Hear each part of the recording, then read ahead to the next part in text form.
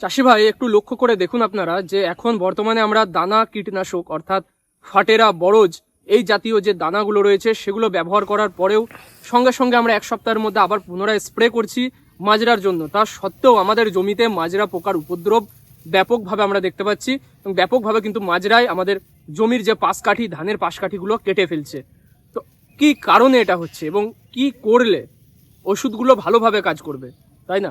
এই বিষয়টা হচ্ছে খুবই গুরুত্বপূর্ণ। আপনাদেরকে আমি পটপট করে 4-5টা ভালো ওষুধের কথা বলে দিতেই পারি, কিন্তু কি হচ্ছে, এমন অনেক জায়গা রয়েছে, এমন অনেক চাষি ভাই আমাকে কিন্তু এই রিপোর্টটা করছেন যে দাদা আপনি যে দামি দামি কীটনাশকের কথা বললেন সেগুলো ব্যবহার করেও আমাদের কাজ হচ্ছে না।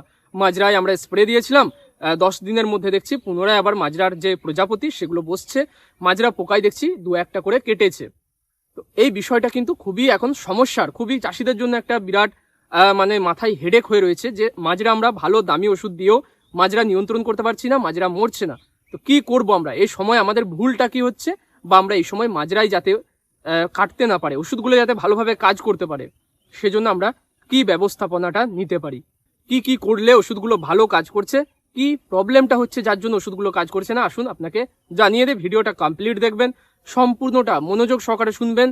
কোনো একটা পয়েন্ট মিস হয়ে গেলেই কিন্তু হতে পারে ওই ব্যাপারটার জন্যই আপনার ওষুধটা হয়তো আর কাজ করলো না, এমনও হতে পারে। তাই সম্পূর্ণটা দেখার অনুরোধ করব। তারপরে আপনি যে কোনো ওষুধ ব্যবহার করুন, চাই দামি কীটনাশক, চাই আপনি কম দামের কীটনাশক, কম থেকে অতি কম যে কীটনাশকগুলো রয়েছে সেগুলো ব্যবহারেও তখন দেখবেন ভালো রেজাল্ট পাচ্ছেন, ভালো কাজ পাচ্ছেন। 15 দিন অ্যাকশন ওষুধের অনায়াসেই পেয়ে যাচ্ছেন। তার আগে চাষি বন্ধু, চ্যানেলে যদি প্রথমবার এসে থাকেন, আমাদের চ্যানেলটা অ্যাগ্রি ট্যাকটিক্স, চাষবাস সম্পর্কিত ভিডিও আমি এখানে নিয়ে আসছি, অবশ্যই সাবস্ক্রাইব করে নেবেন। আগে যে বিষয়টা নিয়ে বলতে চাইছি সেটা ভালোভাবে বুঝিয়ে বলি, তারপরে বাকি কথা। তো আপনাদের প্রথমে আমি আমার ধানের জমিটা দেখিয়ে দিই।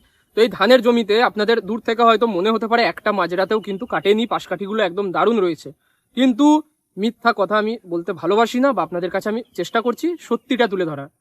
আমি এই জমিতে ভায়েগো ব্যবহার করেছি, বায়ার কোম্পানির ভায়েগো, তারপরে কাটাপ ব্যবহার করেছি, কাটাপের সঙ্গে আবার আমি 505 মিশিয়ে ব্যবহার করেছি।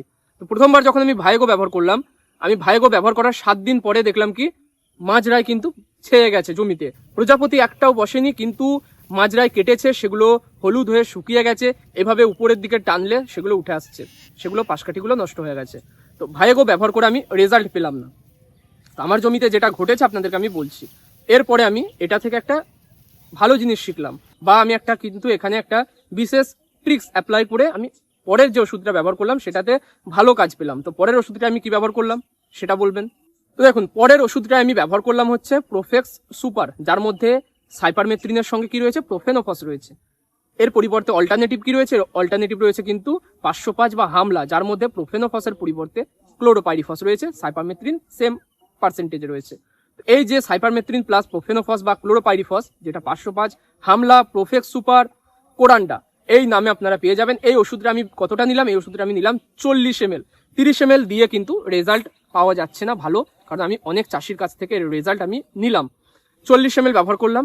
আর কি করলাম না, আমি কিন্তু এর সঙ্গে কাটাপ মেশালাম। কাটাপ যেহেতু ধানের বয়সটা কম, আমি কাটাপ ব্যবহার করলাম কিন্তু 25 গ্রাম। 30 গ্রাম যদি ব্যবহার করি, 30 থেকে 35 দিন বয়স ধানের, যেহেতু ধানটা কিন্তু লাল হয়ে যাবার ভয় রয়েছে যদি বেশি পরিমাণে কাটাপটা পড়ে থাকে জমিতে। তাহলে আমি 25 গ্রাম কাটাপ নিলাম, 40 ml আমি কিন্তু প্রোফেক্স সুপার নিলাম, মিশিয়ে স্টিকার ব্যবহার করলাম। আর প্রত্যেকটা জমি নিজে আমি স্প্রে করেছি। আগের বারে কি হয়েছিল জানেন, আগের বারে কিন্তু লোক দিয়ে স্প্রে করিয়েছিলাম। অনেক জায়গায় সে কি করেছে, ভালোভাবে ওষুধটা কিন্তু ঘোরায়নি, ভালোভাবে পড়েনি, প্রত্যেকটা ধানের গুচি বা পাতায় কিন্তু ওষুধটা যায়নি। সেই কারণেও হতে পারে ওষুধটা কাজ করেনি, বা এটাও হতে পারে যে একটা ওষুধ ব্যবহার করার জন্য কিন্তু আমার রেজাল্ট আসেনি। এটাই আমি বলতে চাচ্ছি। এবারে যে ওষুধটা আমি ব্যবহার করলাম কাটাপ আর প্রোফেক্স সুপার, এবারে দেখছি দারুণভাবে কিন্তু এই মাজরার জন্য এটা কাজ করেছে। এটা কিন্তু কাটাপের একার কৃতিত্ব নয়, এটা কিন্তু প্রোফেক্স সুপারের একার কৃতিত্ব নয়, এটা দুটো ওষুধকে পাঞ্চ করে একসাথে মিশিয়ে 3 রকমের টেকনিক্যাল আমার জমিতে যেহেতু ব্যবহার হলো, দারুণভাবে মাজরা কিন্তু নিয়ন্ত্রণে আসলো, দারুণভাবে মাজরার কাজ পেলাম। সেটা আমি কিন্তু সচক্ষে দেখতে পাচ্ছি, বা আপনাদেরকে যদি আমি ক্যামেরাটা ঘুরিয়ে একটু পিছনের দিকে দেখাই, তো এখানে আপনারা দেখতে পাবেন পিছনে এই হচ্ছে আমার ধান। প্রত্যেকটা জমি আপনাদেরকে আমি একটুখানি দেখানোর চেষ্টা করব। এই হচ্ছে আরেকটা ধান যেখানে আমি এখন বসে রয়েছি। পিছনের ধানটা দেখছেন, ওই দিকে যে ধানটা দেখছেন এই পাশে ওই ধানটাও কিন্তু আমার, এবং তারপরে কিন্তু আরো ধান রয়েছে। তো সমস্ত জমিরই কিন্তু রেজাল্ট কি হলো না, আমি ভালো রেজাল্ট পেলাম দুটো ওষুধ ব্যবহার করে। এটা এবছর এই প্রথমবার আমি শিখলাম তা নয়, এটা কিন্তু আমি আগেও করেছি। যখন আগের বছর ধান চাষ হয়েছিল আমি দুটো করে ওষুধ ব্যবহার করছিলাম, একটা হচ্ছে আপনার 505 এবং তার সঙ্গে ইমামেকটিন বেঞ্জয়েড বা EM1। তো 505 আমি 30 ml করে ব্যবহার করতাম, আর ইমামেকটিন বেঞ্জয়েড ব্যবহার করতাম কিন্তু 15 গ্রাম করে, দুটোকে মিশিয়ে ব্যবহার করতাম। দারুণভাবে রেজাল্ট পেতাম, দারুণ, খুব ভালো রেজাল্ট পেতাম। তো বিষয়টা হচ্ছে আমি যেটা বলতে চাইছি, আপনারা দুটো করে ওষুধ পাঞ্চ করুন।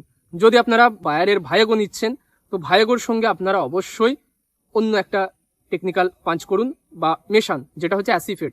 আপনারা যদি ধরুন ইনসিপিও ব্যবহার করছেন, আপনার ইনসিপিওর সঙ্গে ইনসিপিও আইসোসাইক্লোসিরাম রয়েছে, তো ওর সঙ্গে আপনি মেশান অ্যাসিফেট 75% বা অ্যাসাটাপ পাউডার 30 গ্রাম করে মিশিয়ে স্প্রে করুন, দারুণ রেজাল্ট পাবেন। যারা বলছেন যে ইনসিপিও কাজ পাচ্ছি না, তারা একবার অ্যাসাটাপ মিশিয়ে বা তার সঙ্গে 505 ওর পরিবর্তে, মানে যে কোনো একটা আলাদা অন্য একটা কম দামি কীটনাশকের সঙ্গে একটা বেশি দামি ভালো কীটনাশক মিশিয়ে ব্যবহার করুন। ব্যবহার করে রেজাল্টটা আমাকে জানাবেন, দারুণভাবে কিন্তু কাজ করবে। তো এই হলো প্রথম ট্রিক্স। দ্বিতীয় হচ্ছে কি না, আমি বললাম যে আমি আগের বারে লোক দিয়ে ওষুধ দিয়েছিলাম, এবারে নিজে ওষুধ দিয়েছি, মানে নিজে ওষুধ দেওয়াতে দারুণ কাজ পেয়েছি। তার কারণ কি জানেন? কারণ ওষুধটা ঠিকঠাকভাবে গোড়ায় যেতে হবে, প্রত্যেকটা জায়গায় ওষুধটা যেতে হবে, এবং সেই কারণে কিন্তু ভালোভাবে স্প্রে করাটা দরকার। তাই চেষ্টা করেছি আমি যে নিজে স্প্রে করার। আমি আপনাদেরকে বলবো, যাদের অল্প জমি, যারা নিজেরা স্প্রে করার ক্ষমতা রাখেন, যাদের সেই সামর্থ্যটা রয়েছে, যাদের সেই বলটা রয়েছে, নিজে স্প্রে করুন বা পরিচিত কাউকে যে ভালো স্প্রে করতে পারে, ঘনভাবে স্প্রে করতে পারে, তাকে স্প্রে করান, দারুণভাবে রেজাল্ট পাবেন। তৃতীয় যে বিষয়টা সেটা হচ্ছে জল বেশি খাওয়াতে হবে। আমাদের এখানে আমি দেখছি অনেকেই যারা মাজরার জন্য বলছে ভালো ভালো কীটনাশক ব্যবহার করেছে, অথচ আমরা রেজাল্ট পাচ্ছি না, তাদের আমি অনেকেরই লক্ষ্য করলাম যে তারা কিন্তু প্রতি বিঘা পিছু 3 ড্রাম বা 3 স্পেয়ার মেশিন জল ব্যবহার করছে, যেটা কারণে কি হচ্ছে, সব জায়গায় ওষুধটা কিন্তু ঘনভাবে পড়ছে না, ভালোভাবে পড়ছে না। তো সেটাও একটা বিষয়। আপনাদেরকে কিন্তু প্রতি একরে নিয়ম হচ্ছে 200 লিটার জল ব্যবহার করা বা 10 ব্যারেল জল ব্যবহার করা। তো অ্যাটলিস্ট আমরা কিন্তু প্রতি বিঘা পরিমাণ জমিতে 4 ড্রাম করে ওষুধ ব্যবহার করব, 4 ড্রাম করে আমরা জল ব্যবহার করব। অর্থাৎ আমি বলতে চাচ্ছি যে 64 থেকে 70 লিটারের মধ্যে আমরা জল ব্যবহার করব কমসে কম। আপনি যত বেশি ব্যবহার করবেন তত ভালো। বিভিন্ন কোম্পানি বা বিভিন্ন রিসার্চ বলছে যে একরে 200 লিটার, অর্থাৎ আপনি প্রতি বিঘায় তারা বলছে 80 লিটার জল ব্যবহার করার জন্য, তাহলে বেটার কাজ পাওয়া যায়। তো জল যদি ব্যবহার বেশি করেন, ওষুধটা সব জায়গায় পড়বে, গোড়া অবধি যাবে, ভালোভাবে মাজরার কিন্তু নিয়ন্ত্রণ আসবে, যেটা অনেকেই করেন না। অনেকে 3 ব্যারেল 2 ব্যারেল জল দিয়ে কিন্তু সেরে দেন, এই বিষয়টা করবেন না, তাহলে ভালো রেজাল্ট কিন্তু আসবে না। এরপরে চতুর্থ যে বিষয়টা হচ্ছে, সেটা আপনারা অনেকে কি করছেন, যে স্প্রেগুলো যখন দিচ্ছেন, আপনারা সকাল 9টার পরে স্প্রে শুরু করছেন, ভর দুপুর 2টো অবধি বা 1টা অবধি স্প্রে করছেন, যখন কড়া রোদ্রে আপনাদের যে স্প্রের যে ছোট ছোট কণাগুলো আপনার ধানের পাতার উপরে পড়ার কথা, সেগুলো কিন্তু আপনার অনেকটা অংশ, অনেকটা পার্সেন্টেজ কি হচ্ছে, রোদের টেম্পারেচারের জন্য, যেহেতু খুব ছোট বিন্দু না, সঙ্গে সঙ্গে তারা কিন্তু বাষ্পায়িত হয়ে তারা বাষ্পের মতো উপরে উঠে গিয়ে তারা কিন্তু হাওয়ায় মিলিয়ে যাচ্ছে, মানে বাষ্প হয়ে যাচ্ছে। ওষুধটা গাছে পড়ছেই না, অনেকটা ওষুধ গোড়ায় যাচ্ছেই না, তার আগেই সে শুকিয়ে যাচ্ছে।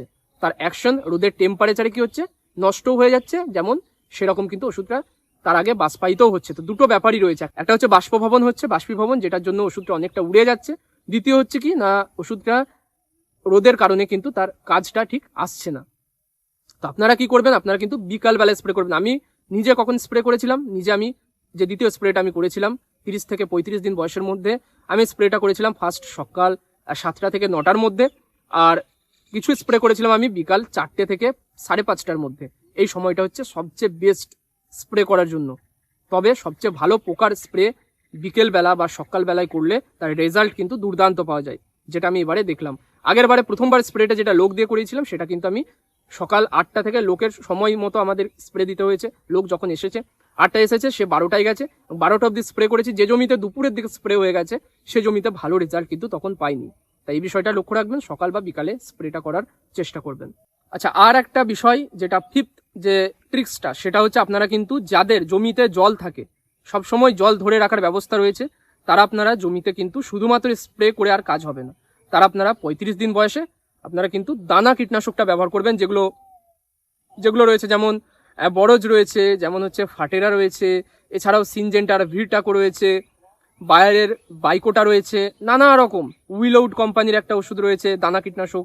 তো যে দানাগুলো, সেগুলো আপনারা ব্যবহার করুন, 4G দানা যেমন ব্যবহার করুন, স্প্রেগুলোও করুন, তাহলেই দেখবেন ভালো রেজাল্ট পাচ্ছেন।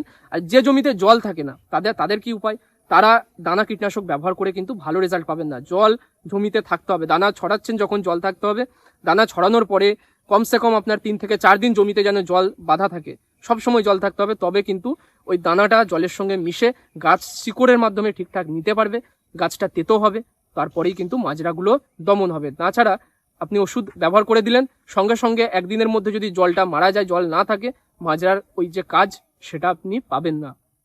তাই মাজরা যেখানে আপনি দানা ছড়াচ্ছেন যে জমিতে, সেই জমিতে জল ধরে রাখবেন, ঠিক আছে।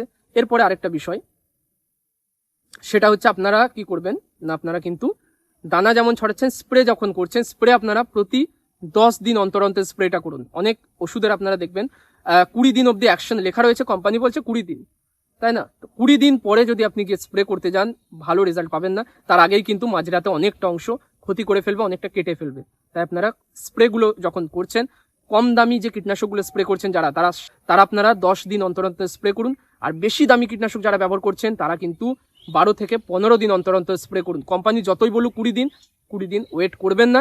প্রত্যেক স্প্রের যেন ডিউরেশন থাকে 10 থেকে 12 দিন। এই বিষয়টা লক্ষ্য রাখবেন, তাহলে দারুণভাবে মাজরা কিন্তু নিয়ন্ত্রণ হবে, দারুণভাবে মাজরা কিন্তু দমন হবে। ট্যাকটিক্স কিছু ছিল যেগুলো আপনাদের জানানোর ছিল, যেগুলো জানিয়ে দিলাম। ভিডিওটা যারা শেষ অবধি দেখলেন তাদেরকে অসংখ্য ধন্যবাদ। আর শেষ অবধি দেখে নিশ্চয়ই কিছু উপকার আপনাদের এসেছে বা কিছু জানলেন। যারা কিছু জানলেন বা শিখলেন, অবশ্যই ভিডিওগুলো লাইক করে যাবেন। আপনাদের একটা লাইক আমাকে অনেক বেশি উৎসাহিত করে। চ্যানেলে নতুন হলে সাবস্ক্রাইব করে যাবেন, আর ভিডিও ভালো লাগলে চাষি বন্ধুদের মধ্যেও শেয়ার করে দেবেন। দেখা হবে পরের ভিডিও।